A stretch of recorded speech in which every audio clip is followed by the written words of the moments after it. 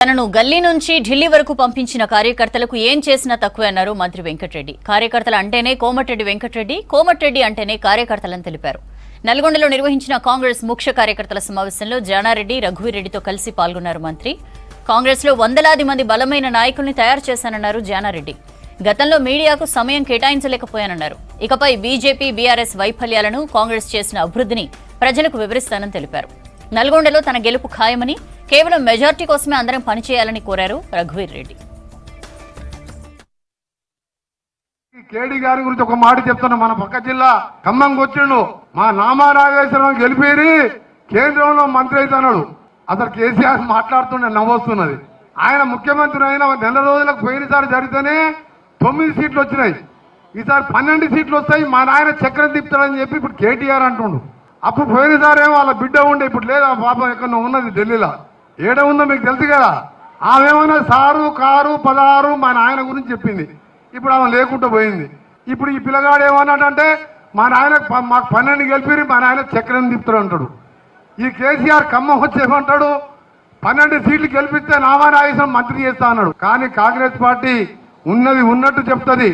ఇవాళ మేము చెప్తున్నాం, ఇవాళ మేము 36,000 కోట్లు 40,000 కోట్లు ఆగస్టు 15కు మాఫీ చేసి తీరుతాం, లేకపోతే మీ ముందుకు రామని కూడా మరొకసారి మీ అందరికీ కూడా చెప్తున్నాం రైతులారా. ఎందుకంటే 26,000 కోట్లు కాళేశ్వరం మీద లోన్ తీసుకుంటే అది కట్టిండు, కూలిపోవడం కూడా అయిపోయింది అని లోన్ తీసుకున్నప్పుడు ఆయన గవర్నమెంట్ అయినా మళ్ళా ఉన్న గవర్నమెంట్ కట్టే బాధ్యత మన మీద ఉంటుంది. 26,000 కోట్లు చెల్లించి ఇవాళ పైసలు ఆదా చేసుకుంటూ గౌరవ ముఖ్యమంత్రి గారు ఇవాళ ఆ మాట చెప్పడం జరిగింది. అంతే తప్ప ఎవరో వాళ్ళ మెప్పు కోసం కాదు. అందుకనే మీరందరూ కూడా కాంగ్రెస్ పార్టీ కోసం ఒక్కటే చెప్తున్నా, చేతులెత్తి దండం పెడుతున్నా. మీరందరూ కూడా నా గౌరవం కాదు, నల్గొండ జిల్లా హెడ్ క్వార్టర్, నల్గొండ అసెంబ్లీ ఈ 5 ఏళ్ళు మిమ్మల్ని గుండెల్లో పెట్టుకొని చూసుకోవడమే కాదు, ఇవాళ ప్రతి ఒక్కరు కూడా మీరు 3 నెలలు దొరకలే సారు, ఇంటి నిండా మందే ఉంటారు. అలా సగం మంది ఎవరు వస్తారు, ఓరు ఫీజు కట్టమంటారు, ఓరు హాస్పిటల్ అంటాడు, సగం మంది పిల్లలేమో సెల్ఫీ అంటారు. అందుకని ఇప్పటికెళ్ళి సెల్ఫీలు కూడా బంద్ చేస్తున్నాయి. ఇక వాలంటీర్లను పెట్టుకుంటున్నా, లీడర్ల పని చేసుకుంటారు. నా వాలంటీర్లు నా కంట్రోల్ రూమ్కి ఇస్తారు. హైదరాబాద్లో ఉన్నా, సెక్రటరియట్లో ఉన్నా, నాతో పాటు నాకు ఒక రైట్ హ్యాండ్ లాగా మన యువ ఎంపీ, మీరు ఫోన్ కొడితే 2 గంటల్లో మీ ఇంటి దగ్గర ఉంటాడు, మీ ఊర్లో ఉంటాడు. ఆయన తరఫున నేను మాటిస్తున్నా, ఆయనకు మంచి భవిష్యత్తు ఉన్నది. ఇప్పుడే చెప్పినా, నువ్వు ఇంకా 4 సార్లు గెలవాలంటే 24 గంటలు ప్రజల మధ్యలో ఉండాలి. ప్రజల కష్టం వస్తే పోయి ధైర్యం చెప్పాలి.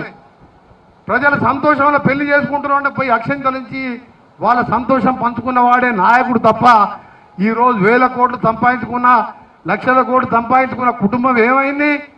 జైలుపాలై పిచ్చోడై రోడ్డు మీద తిరుగుకుంటా సంకీర్ణంలో చక్రం తిప్పుతా అనే కాడికి వస్తుంది మన పరిస్థితి. ఈ దేశానికి స్వాతంత్ర్యం కాంగ్రెస్ పార్టీ ఏం చేసింది, లేదా కాంగ్రెస్ పార్టీ యొక్క చేయలేదు అని చెప్పి పదే పదే టీఆర్ఎస్, బీఆర్ఎస్, మోడీ మాట్లాడుతున్నటువంటి తీరుకు 1-2 సమాధానాలు మాత్రమే వారికి ఇవ్వదలుచుకున్నాను.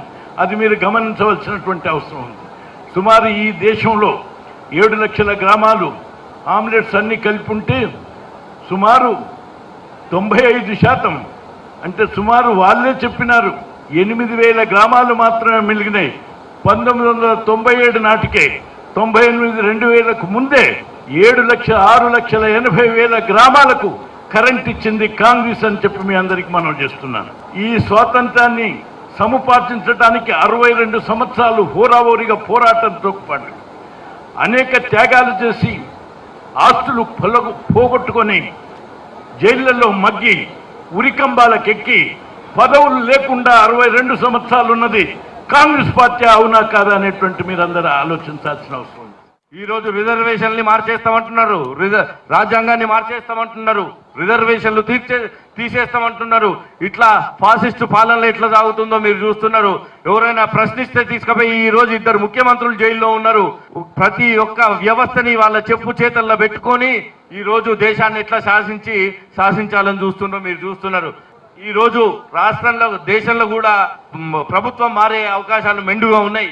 ఇక్కడ కాంగ్రెస్ ప్రభుత్వం మీద కూడా మన ఇండియా కూటమి ప్రభుత్వమే ఏర్పడితే ఇంకా అభివృద్ధి ఎంత కొత్త పుంతలు దొక్కుతుందో మీరు అర్థం చేసుకోండి. మీకంతా పనిచేసే నాయకులు మన పార్టీలో ఉన్నప్పుడు పక్కకు ఎందుకు ఓటు పోవద్దనేది మీరు వివరిస్తే మనం ఇంత భారీ మెజార్టీ సాధించుకోవచ్చు, భారీ విజయం కాంగ్రెస్ పార్టీకి సాధించుకోవచ్చు. మీరందరూ కూడా ఈ యొక్క 15 రోజులు కష్టపడి కాంగ్రెస్ పార్టీ కోసం ఎట్లయితే వెంకటరెడ్డి గారి కోసం మొన్న ఎలక్షన్లల్లో ఎట్లా కష్టపడ్డారో ఈ యొక్క 15 రోజులు కష్టపడండి. తర్వాత వెంకటరెడ్డి గారు మీకోసం నిరంతరం కష్టపడే మనిషే. కొత్తగా యువకుల్ని చేయాలనే ఉత్సాహం ఉంది, తపన ఉంది. నేను కూడా వారితో జాయిన్ అవుతా, చేతిలో చెయ్యి కలుపుతా.